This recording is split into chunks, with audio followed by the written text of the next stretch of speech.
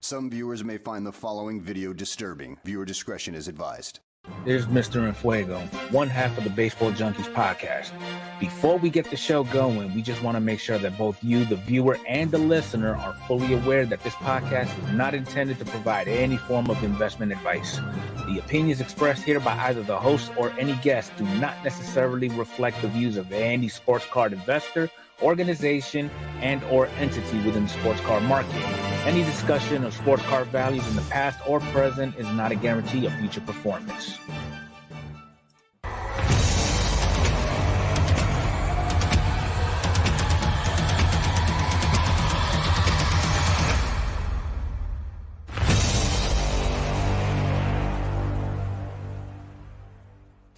Two collectors with a common love of baseball cards. A league of her own, Mr. Enfuego. Welcome to the Baseball Junkies podcast.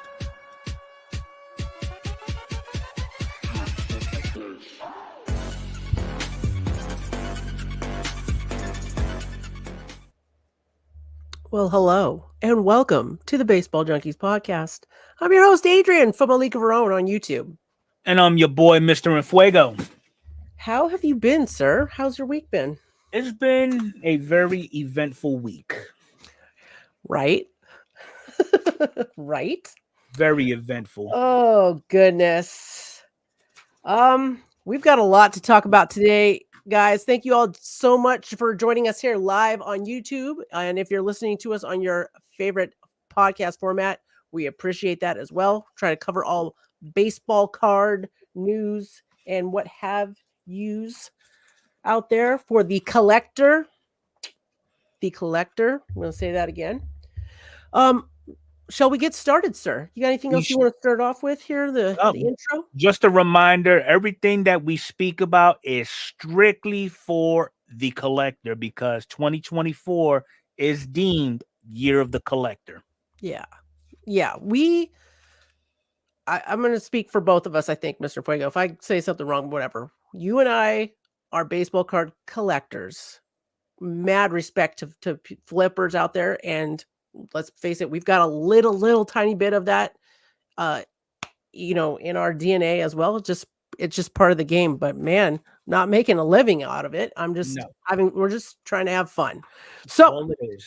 With that being said, let's talk about future fun here, and let's get into those upcoming releases. Only got one product to talk about tonight, but it is a big one. We got 2024 Bowman. Boom. May 8th coming out.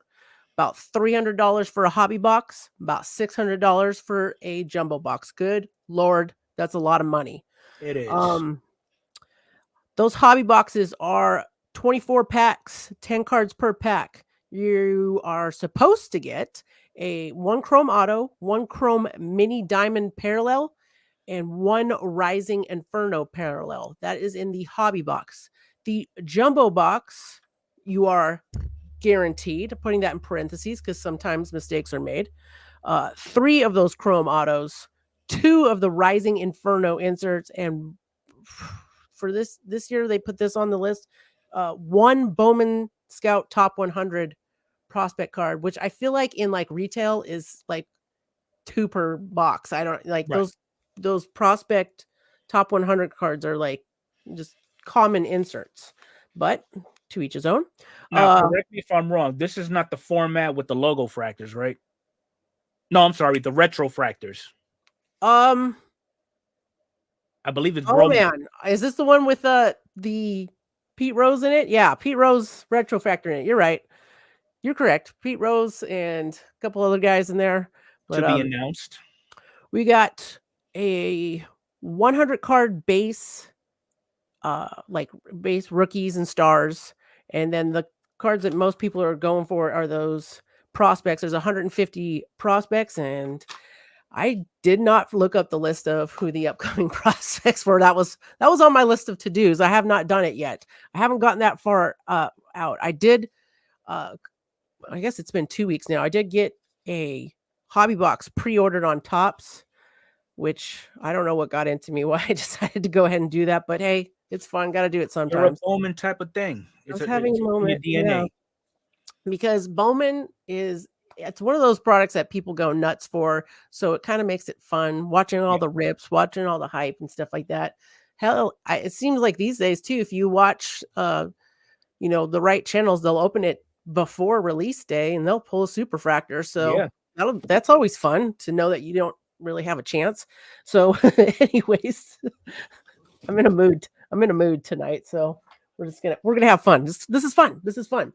But ultimately, I expect this product to be nothing short of phenomenal. Because I mean, what besides the minor debacles with the 6,000 autos in one case or the no autos where autos should be at, it's a pretty decent product. Yeah, hopefully all the autos are from the actual players as well, and no duplicate superfractors. Or quadruple at that. Yeah. At that. All right.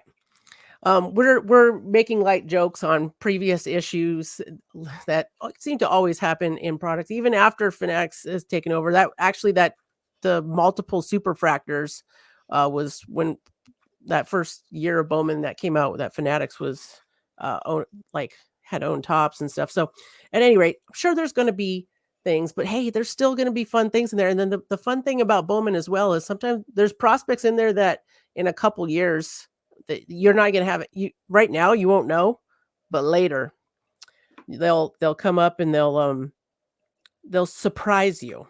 And all in all, I'm actually glad that we're still seeing a lot of these oopsies happen, because the way I look at it, as long as oopsies happen, we have something to talk about and share with you all. Yeah, just something to be mindful of is all. All right. I think that's all I'm going to talk about with Bowman. May 8th on that. May 8th. So you guys keep a lookout. And I did see that like blasters are available for pre-order, like on Steel City Collectibles and stuff like that. So if you're wanting to go that route, a little bit more affordable. All right, let's get to those reviews.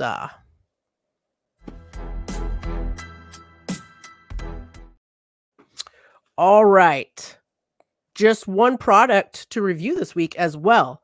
We had 2024 Topps Chrome Black release. This is a 4-card box, just one pack per box, with 1 encased auto in it, and there's usually 1 parallel in it, if not more, but usually just 1 parallel, 2 base cards, 1 encased auto.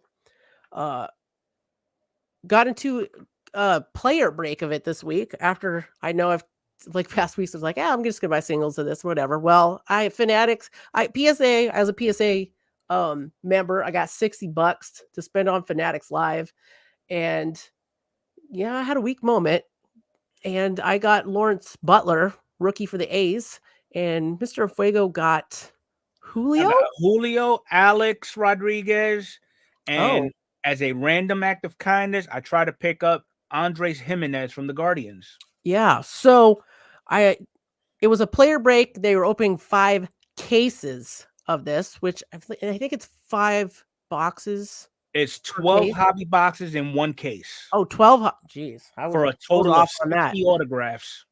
I I didn't catch most of the beginning of it, but I know they were probably about halfway through, and I stayed and watched the rest of it. God, beautiful set this year, and the ones that really stuck out for me was this new insert, the Depth of Darkness.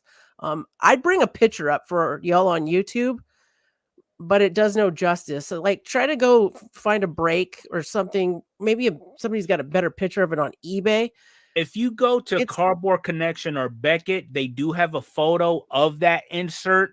yeah, It's a new insert that Chrome Black actually came up with, and it's beautiful. But yeah. now That picture here's doesn't here's do it no justice. here's the funny thing about it though. With this particular insert, if you look at the odds clearly state you will find one of these inserts every 5 cases.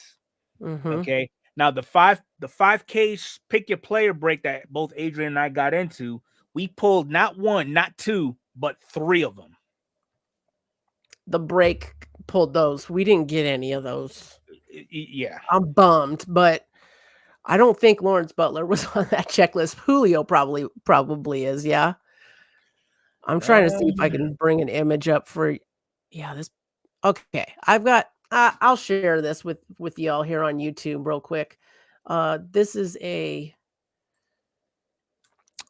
Juan Soto 5 of 5. Let's see if I can make this image. Make this a little bit more. Here we go. No, no, don't like that either. You can kind of see the lighting is kind of bad on this picture, but it's a very thick card. It has like a shadow box kind of feel to it, where all this like broken glass and stuff in the background. It has like a very like a 3D effect. So very very cool insert. Very very hard to hit. We were fortunate to see a few of those get pulled in the break we were in this past week. Um, it's a good thing we get kickbacks from our people that's that the we get in the breaks. speculation, yes. Yeah, so sarcasm, guys, sarcasm. Just kidding. But we've heard different this past week. Anyways, super cool. Some other things about Topps Chrome Black. Yes, the set is beautiful this year. I I think think the checklist is most an improvement from last year. best. I feel like best year yet. The way these cards look, I can't wait to get them in hand too. But just looking at them on screen, Mhm. really enjoyed them. Um, I hmm, I did see. I think you sent me the X like article on it that the Jasson Dominguez was one of one superfractor, just the non-auto was pulled the day before release day Yep. on Valor Valor Sports Card? breaks. Valor Valor break Sports Cards, Valor Rip. It was pulled on Fanatics by on Fanatics Valor Live as somebody. well. So that's always fun. Um and then on release day on Hit Seekers, the Evan Carter superfractor was pulled. Also the non-auto. So still a lot of cool stuff out there. By the way, those Depth of Darkness also they have reds numbered to 5, and they have supers of those as well. And I think, do we say it one in every 60 packs? Yeah, you were saying like we Yeah. were fortunate to see 2 or 3 in our 5 cases, which was, usually you get one out of all those cases. But I mean, despite the fact that we didn't get none of those goodies that came out those 5 cases, but just to look at them was all worth it. yeah, it was very cool.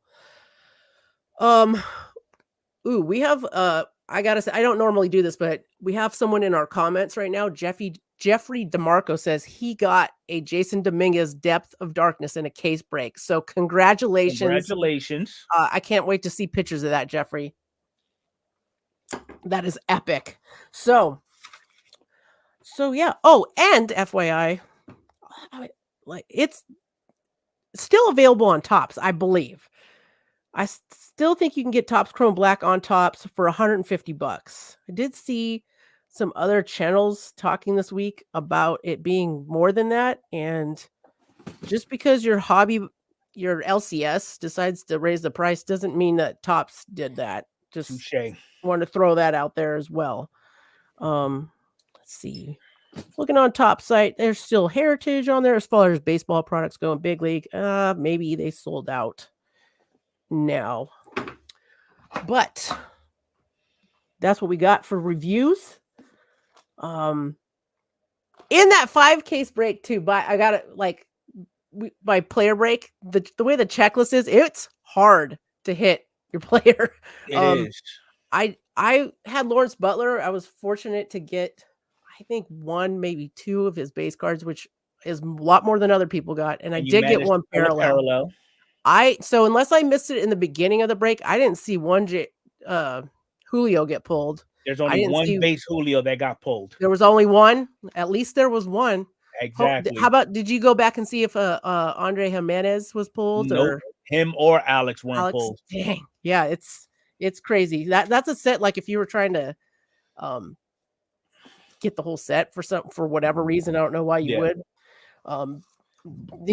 You need to do some serious eBay shopping to go that route. So, all right, that's all I got for reviews this week as well, Mr. Fuego. So shall we move on to all this hobby news? All right, let's get it.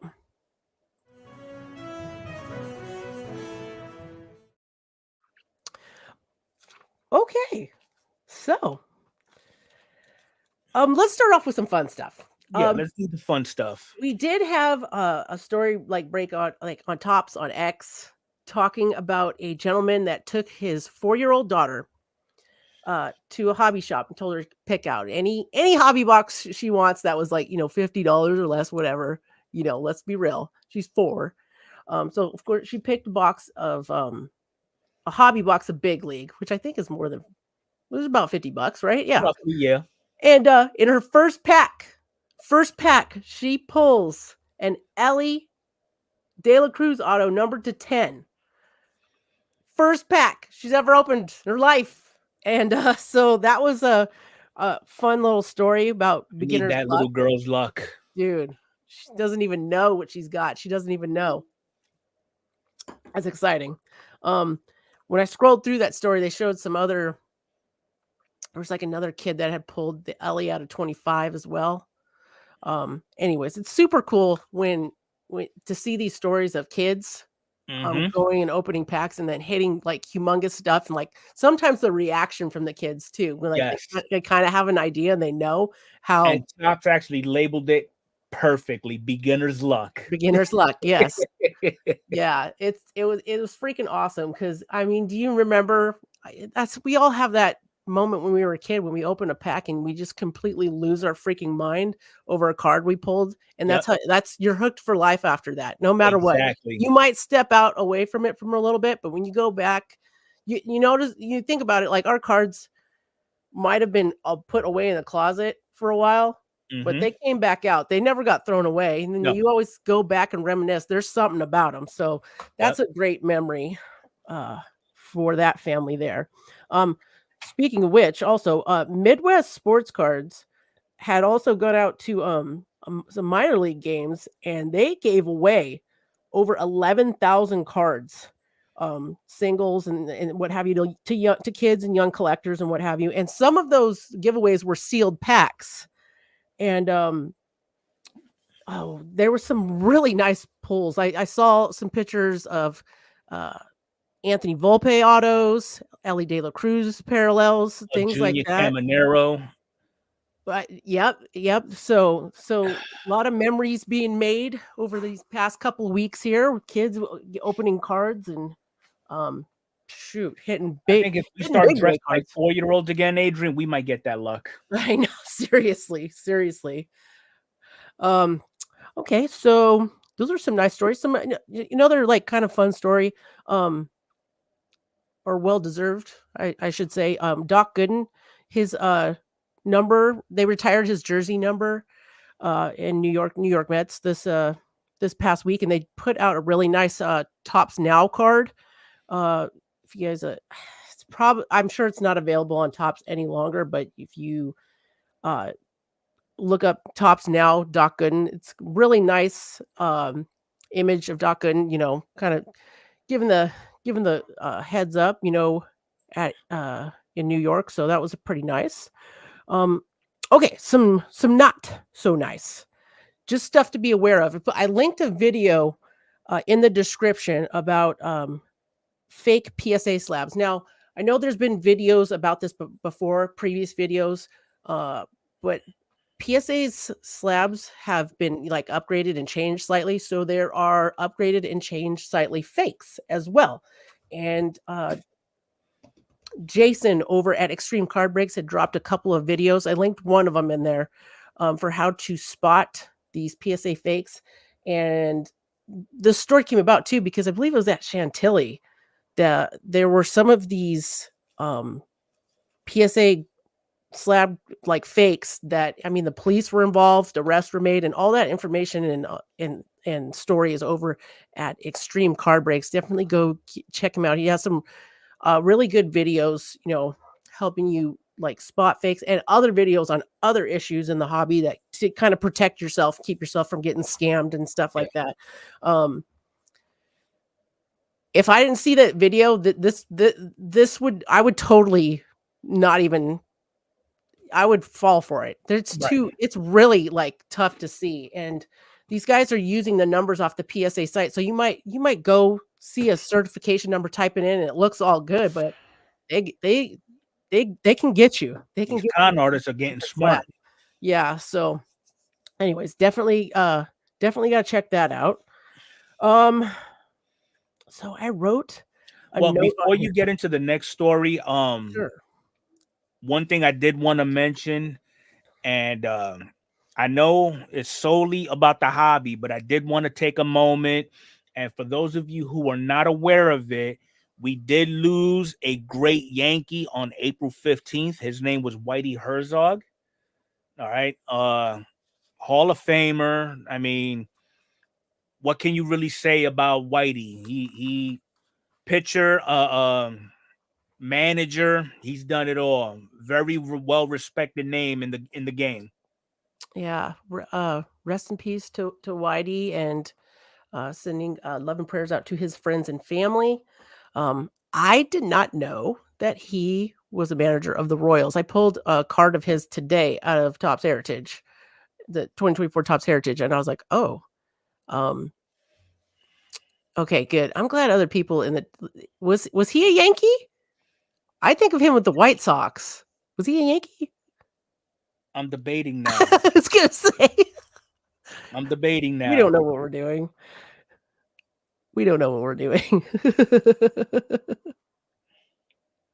But yeah. Oh, he played it. See, now I'm seeing him in like a Cardinals uniform too. Okay, Shoot. Whitey Herzog sounds like a Yankee name. Don't hold it against me. Yeah. He did not play for the Yankees. No, I didn't think so. Cardinals. Oh, see, yeah, you got him mixed up with Whitey Ford. Dude, we're getting old, man. Yeah. Can't remember nothing. So, all right. Let's keep on going here. Speaking, I was just gonna say I was opening some Topps Heritage today, and I got to go back and watch videos and check things out about all the issues that they're having with it, or errors. Or I'm like going through trying to sort my cards, and I got cards flipped over that it's like so I know that they're doing the low number with Topps Heritage this year. So the short prints used to be the high number, like it was like 401 to 500 or something like that. This year it's 1 to 100.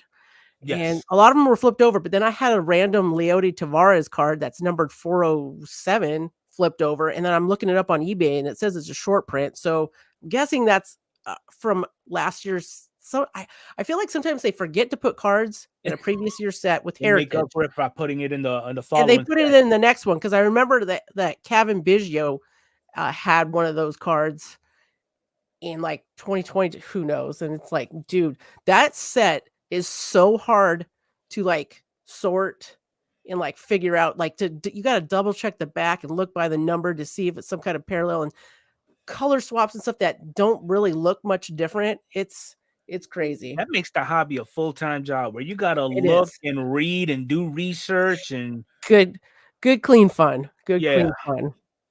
So yeah. Um, biggest story this week is the Kurt's card care submission with a 1952 Jackie Robinson, which there's a video of him soaking this card to get a stain out of it, and he does. And anyways, that card, and it sounds like a lot of the other cards on that submission as well.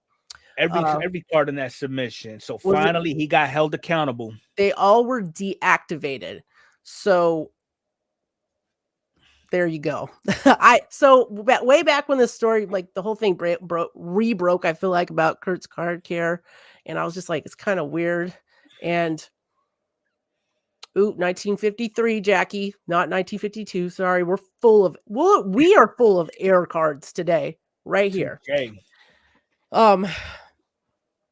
So that card, like, that's a big boy card, lots of money. I don't know if he still had that card or if it got sold to somebody. Somebody paid crazy money for it, but now it's pretty much, it's still worth money, but not what it would have been in a PSA slab rated. But I think, I don't know if something finally rubbed PSA the wrong way about people being like, wow, what are we, you say on your site like cards shouldn't be manipulated or messed up, whatever, and you're not. So finally something was done. Oh, here we go. Thank you, Mr. Fuego. Booyah. So there is from X. I think this story broke from Tiffany Cards or Tiffany Sports Cards. Tiffany Cards. Link is in the description to that as well.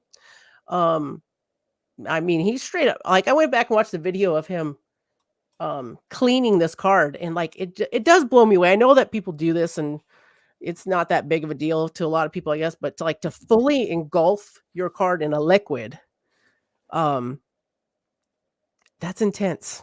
So now the question that I have about this whole debacle now is, well, one, we already know Pandora's box was already open when Kurt was actually shouted out at PSA picking up graded cards that got a gem grade on it. They were shouted out. It was I believe it was AK SportsCards, and that tweet was actually taken down. But now, because of that, I'm almost certain it was impossible for Kurt to keep inventory in stock because everybody kept buying them up. But now, once this news broke out that PSA said, nope, that's it, you're done. What's gonna lead? What is the rest of the hobby gonna do now? I imagine people are still going to use it and stuff because there's still, I don't know, the soaking stuff. I feel like they might have been able to figure that out by all the like they dug their own hole with the videos showing them that what they were doing to these cards, and I think they can link it up that way. But if you like hear no evil, see no evil kind of thing, like there's people there's always going to be like that. There's people like us that like we love cards maybe a little bit too much, on your opinion, and then there's other people that just all about the money, which cool, you do you, and it's going to keep happening. I do wonder moving forward as far as him selling the product. I don't know, I don't know, and I don't care because I don't do any of that stuff, so to each his own. But here's the thing with that, that whole submission was deactivated. That's a lot of money that those cards like were worth and stuff like that. And I'm sure they weren't sent at bulk value either. They were sent high dollar service. Oh yeah, you can't send those in bulk. No way. Oh man, I lost it now. I'm thinking your account is like marked now. Like anytime a card's sent in by you, I could have swore I feel like Jason over at Extreme Card Breaks had talked about people's like accounts with PSA getting deactivated. Now I know you could probably go open up a whole new one and whatever, but still, it's like the hassle of all of that. Now this is just wishful thinking. What would be the likelihood if PSA held Kurt to accountable for his altering or whatever you want to call it? Mm-hmm. Who's to say they don't send a little messenger bird over to SGC, Tag, all these other grading companies about said submitter? Yeah. I don't know. I don't know who's going to do what in that situation. I mean, it to me would have. And this is why, ladies and gentlemen, this is considered and deemed a hobby. This is what happens when you try to mix business with pleasure. It backfires. Mm-hmm.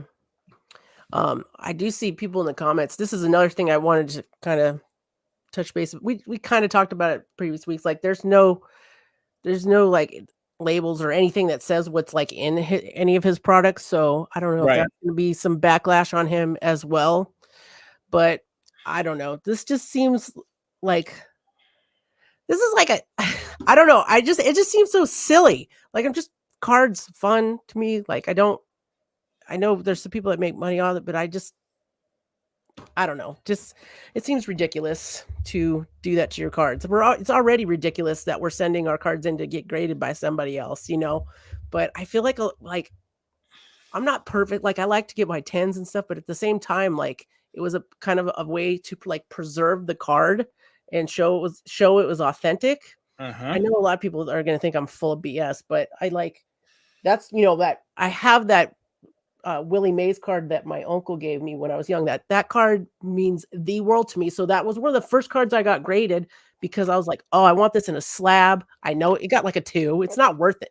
It's not worth anything, but it's worth a lot of money to me. And it was a way sentimental value. Yeah. So anyways, I know there's lots of different opinions on the situation. It's just like, kind of like what they're saying in the comments now.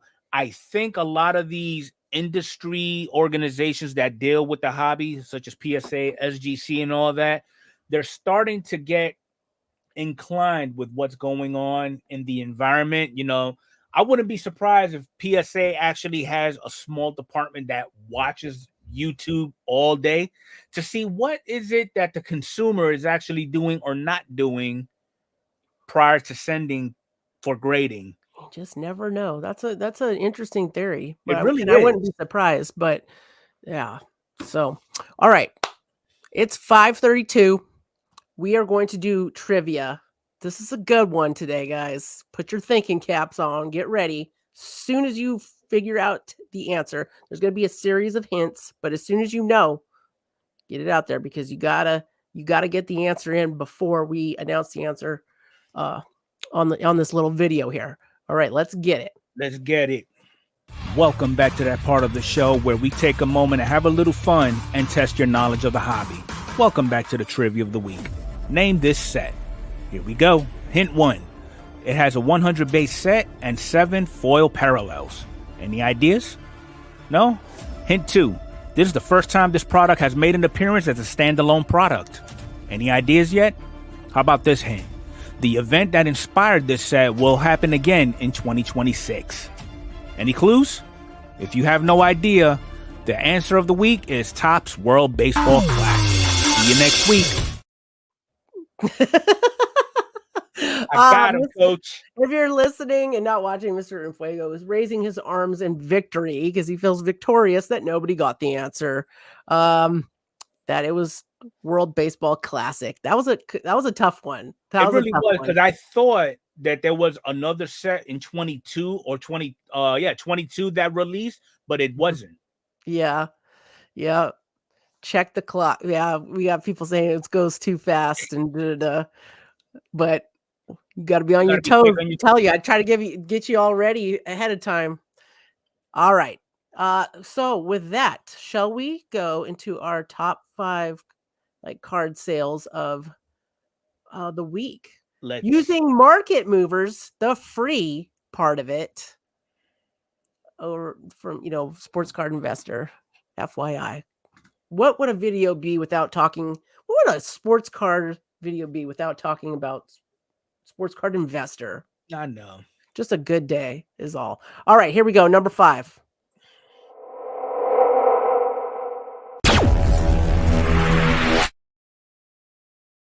Scott Did and change. Alex. What's that? It did change. It always changes. So Mr. Enfuego and I, have meetings during the week and earlier, like I think later on Friday and early on Saturday, but this thing's bouncing around at all. It's like the top 5 sales. Let's see if it's changed. It's the same from when I set up the all these slides here. Okay. We've got a 2023 Bowman Chrome Prospect Auto Purple Refractor, numbered to 250. You can get this card raw if you can find it for, we'll say $70. I feel like I see somebody's got one listed for a little under 70. And somebody else has listed at $134.99. Make an offer. So, let's see. Looking at last sold, so it's closer to like the $50 to $60 mark. So 7-day increase on this of 166.6%. 30-day increase of 2,210.7%. I call shenanigans on these shenanigans, Teapot. What are you doing? No, I'm just teasing. So all right.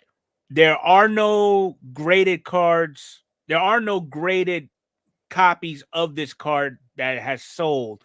But apparently this Alex Ramirez has been doing something great. So I'm going to go as early as March 31st. Okay. The last one, the one that sold on the 31st of March, it sold raw for $2.25.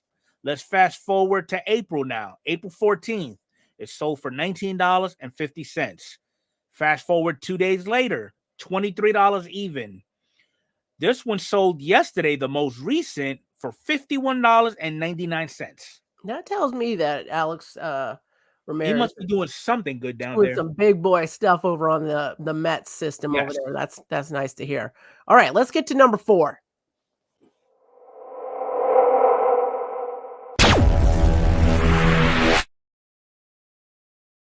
Well. We have the 2018 Topps Update base rookie card of Juan Soto.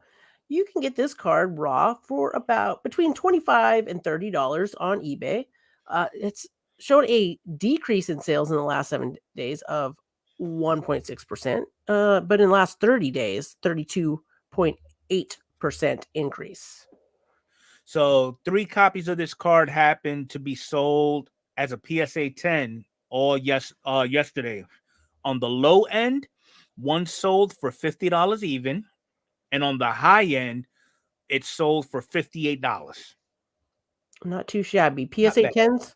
PSA 10s. Not bad. Not bad for a base card. Okay, we'll like it. A little bit different than in 2020, but hey, what are you going to do? Touché. All right, number 3.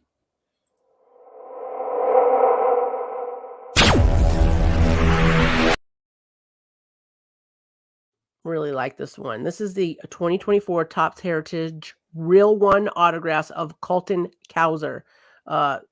Let's see. Nothing coming up available on eBay at the moment, according to market movers, of course. So that could be subjective.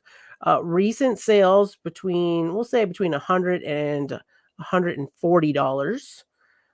We have seen a 7-day increase of 112.3%, 30-day increase of 102% for this card. And just to piggyback, there were no PSA 10 sold, but there was a raw card of this that sold on the 17th for $141.50. Yeah, makes sense that there's not any PSA of this. This just came out last week. Colton Cowser is doing crazy. The Orioles are scary to me. And maybe they're still young, but if they keep moving forward with this team, they've got some good players, and this guy They is really do. They know how to pick their man. prospects. And I just seen Adley Rushman hit a grand slam. I think it was yesterday. Man, it's crazy. Anyways, that was number 3. Let's get to number 2.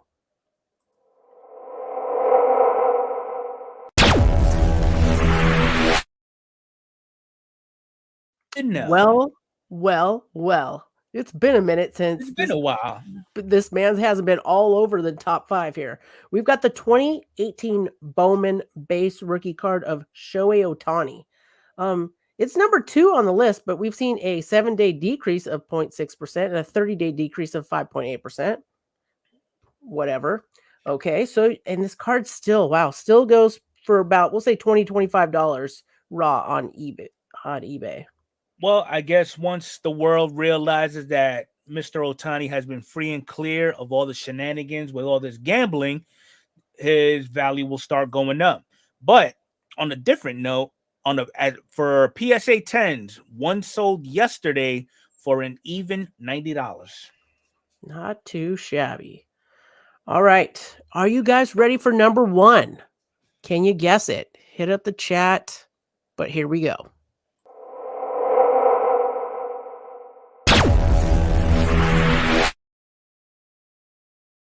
We have got the 2019 Bowman Draft Chrome Auto of Michael Bush. We are showing a 29.4% increase in the last 7 days, 30-day increase of 52.3%.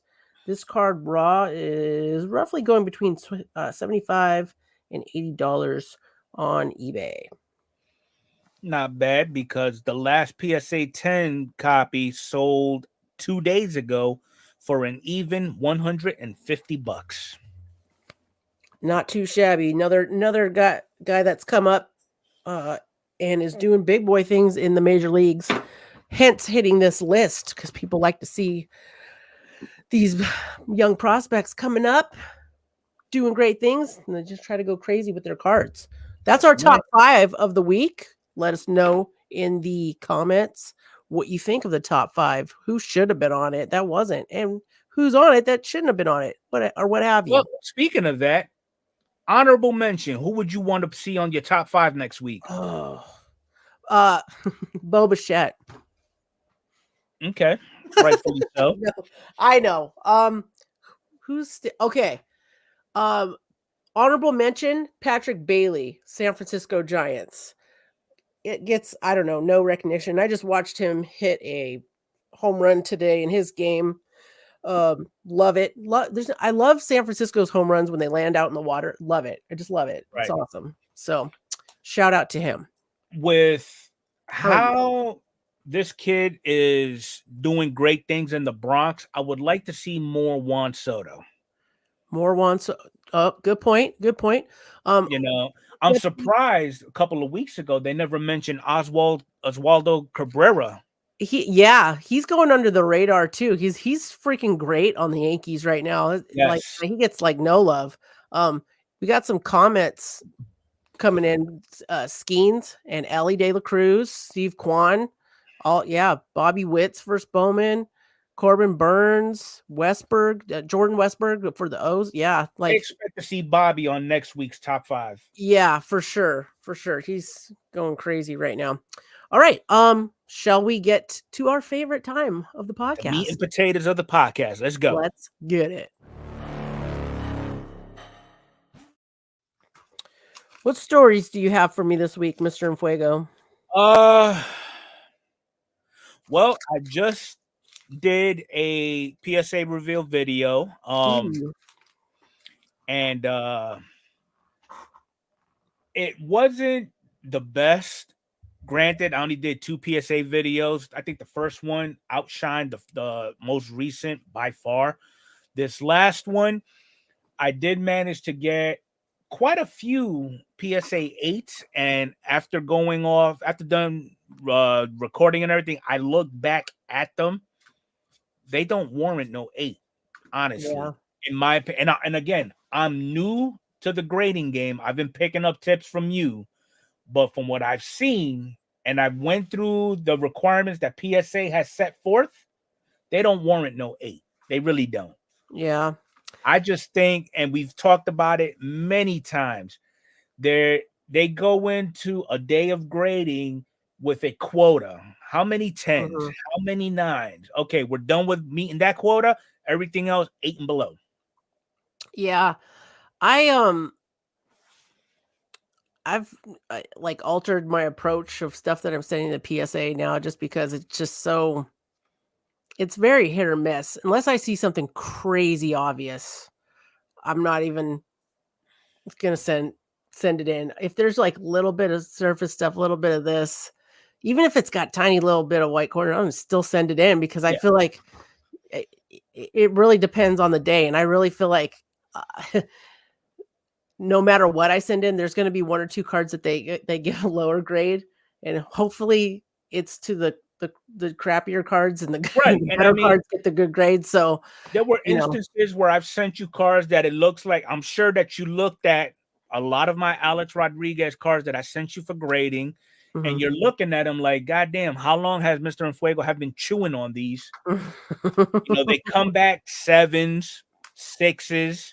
I, I don't care. but there's card. What's the card that I just sent in for you that I was like, there's no, your Julio Sapphire Black Yeah. Sapphire selections. I was like, there's Yeah. no way this is gemming, and it gemmed, and I'm just like, I don't know what the hell I'm doing anymore. Why am I spending this time? I'm just gonna get these all as I'm just gonna shine them up real nice with Kurt's card care and get Yep. them in there and hope for the That's best. it. I had an experience this week in the baseball card land on Versus Swap. I've been doing some trading over there, a little bit here and there. I gotta say the site is great. I feel like I've never had any issues with customer service or anything like that. If you guys don't know what I'm talking about, and I'm not getting any kickbacks or anything. I just use the site and I like it because it's a site where you can load your cards. They do ungraded cards now as well, but they're kind of like the middleman for trading cards. And there's like a Correct. small fee. The more expensive the card, the higher the fees, insurance purposes, what have you. You do a trade and you send your cards to the third party. They look it over before they send it to you to make sure everything's good to go.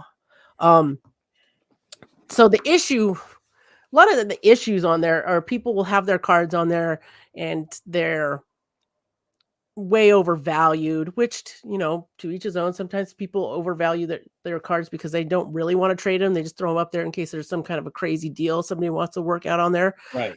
There's a lot of people on there that are always trying to trade up. I guess they'll send me like ridiculous trades with all these like base cards or whatever, and they're trying to get like this like kind of it doesn't make any sense. You got to be really really careful on that site. You got to make sure if somebody offers you a trade, go in and check the trade value, see what the Do your recent stuff research. on eBay. Go back and double check yours because your stuff changes all the time as well, and go from there. So I had a offer this week for, let's see, I could tell this gentleman was a Mets fan. He had a lot of Mets in his like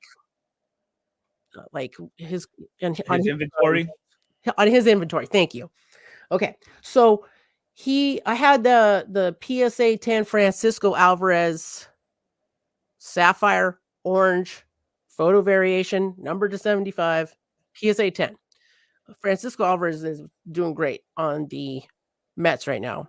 Also doing great on the Mets is Pete Alonso. So he wanted the Francisco and he had the Pete Alonso rookie sapphire PSA 10.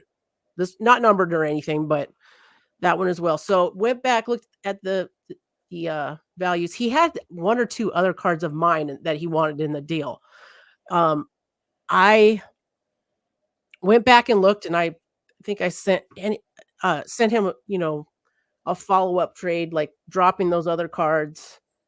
Maybe there were other cards. Anyways, we're back and forth, and I'm unfortunately, because of the past experiences I've had on there,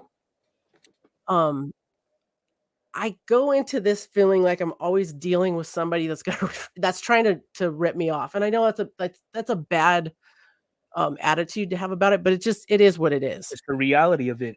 Yeah. So I while we're trading, he's also messaging me, which is not too common. I don't get a whole lot of messages from people, but I think he was newer to the app. He or she, I don't even know. I think I told him like everybody when I go on there, I'm always like, "Thanks, bro. Thanks, dude. Man, I appreciate you, brother." And I'm Yeah. like, "Hey, just heads up, just so you know, there's no way you could know, but you're trading with a woman, not your bro." Anyways, so he sends me back a trade offer, and in this trade offer, he wants that Francisco Alvarez like $40, and for the P. I'm like, automatically like, no, I'm not sending. He's like, he sent me a message. He's like, oh, I couldn't get it, just a couple bucks on the deal to get the trade done, and I was like, no, Francisco Alvarez is hot right now.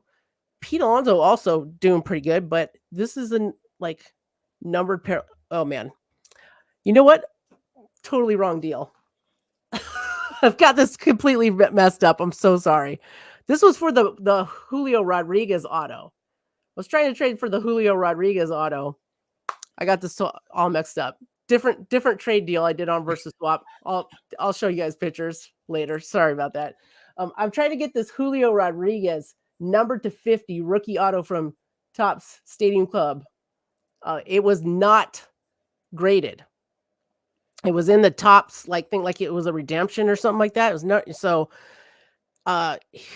Forget what he was trying. Now I forget what card he was trying to get from me, but he kept trying to add cards to the deal, and I'm like, he was like, oh, this kind of deal. He kept giving me things. I'm like, hey, your card isn't graded, and I don't know who you are, so you might say it's in the best condition or whatever. And oh, it came straight from Topps. I don't care about any of that. I don't know you, and so I'm actually going back in the app to cancel to void the trade.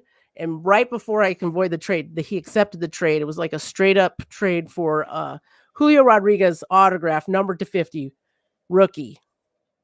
I'm going to actually pull this up.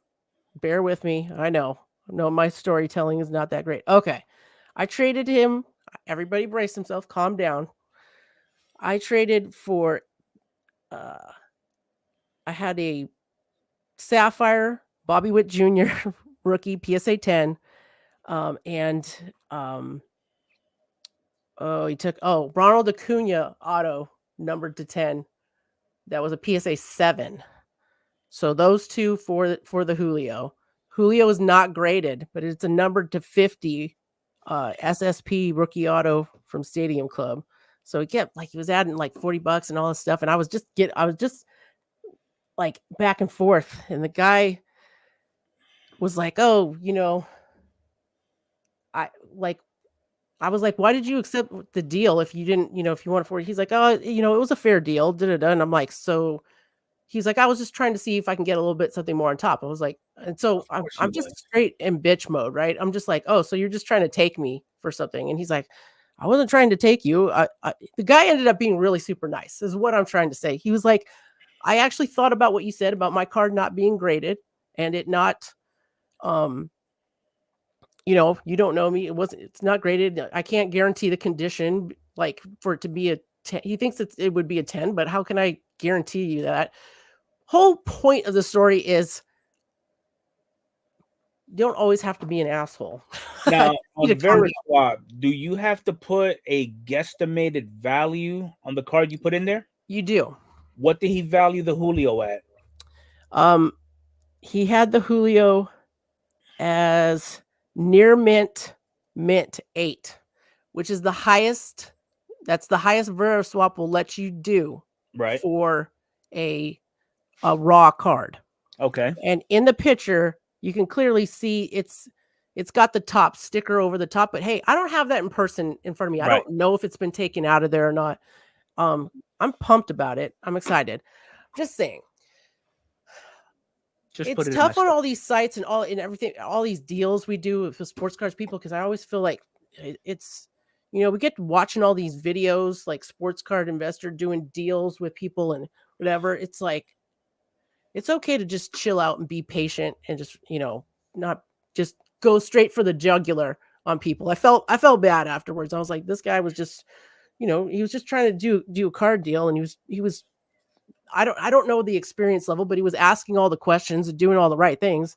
So it's just something to think about out there. So what do y'all think about the trade? I traded a PSA 10 Bobby Witt Jr. Sapphire rookie and a PSA 7 Ronald Acuna Jr. auto from Topps Definitive, numbered to 10.